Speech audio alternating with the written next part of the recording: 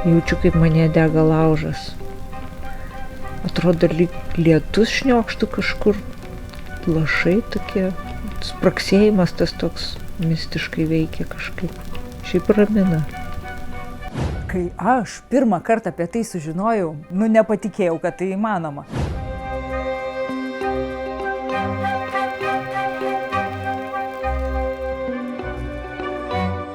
Ar jūs galite įsivaizduoti, kad imi vaško žvakutę ir ją kiši į ausį ir ją degini?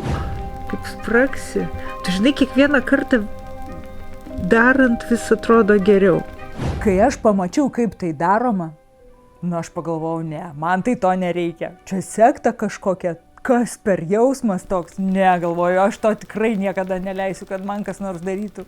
Atrodo, jau šiaip esu labai laisvas žmogus ir galiu daryti eksperimentus, bet tik ne tokius.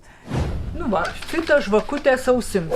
Ir kas įdomiausia, kad iš šitos dėžutės, čia pagal instrukciją, reikia išsikirpti ratuką tokį, kurį mes kaip apsaugą naudosim, kad nebėgtų vaškas, neduokdie į ausį arba aplinkui ant veido.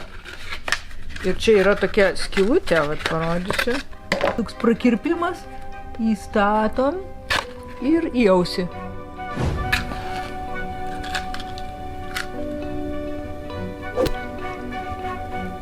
Kad jinai teisingai nebėgtų, nesvirtų. Oi! Pagaminta iš vaško, natūrali priemonė, liaudies medicina. Aišku, reikia būtinai, kad kas nors būtų šalia, nes tu vienas negali savo to padaryti. Jinai turi stovėti 90 laipsnių kampu ir gana giliai, kiek įmanoma, įkišta į ausį. Ir visa tai dega. Šiaip labai įspūdingas spraksi. Šniokščia kažkas. Informaciniam lapelyje nurodyta, kad padeda nuo ausų, nosies, gerklės ligų, nuo migrenos, kad tai yra liaudies medicinos priemonė, iš natūralaus vaško pagaminta.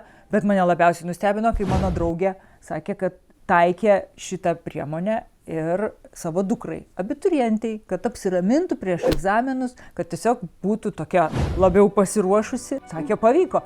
Bet tas jausmas, visų pirma, tas ugnies traškesys toksai, kai jinai taip arti tavo galvos, atrodo, visų pirma, baimė, visų antra, lyg ir ramina, kažkaip dar kvapas, tas toks šiek tiek dūmų.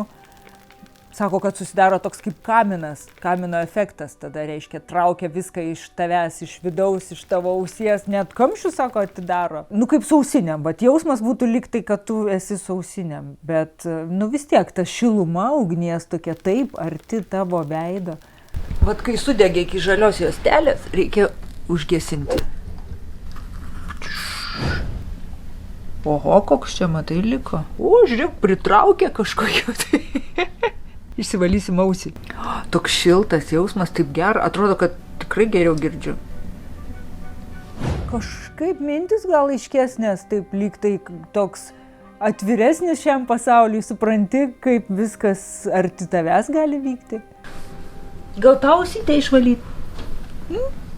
Nenori vaikas, miego laikas, ane? Miega mažutė. Nebijokit, svarbu, kad kažkas prižiūrėtų. Jeigu jau bandėte šitą būdą, pasidalinkit savo įspūdžiais. Bet ta ugnis, kai pasukė akis ir matai, kad jinai ten viršui eina savo.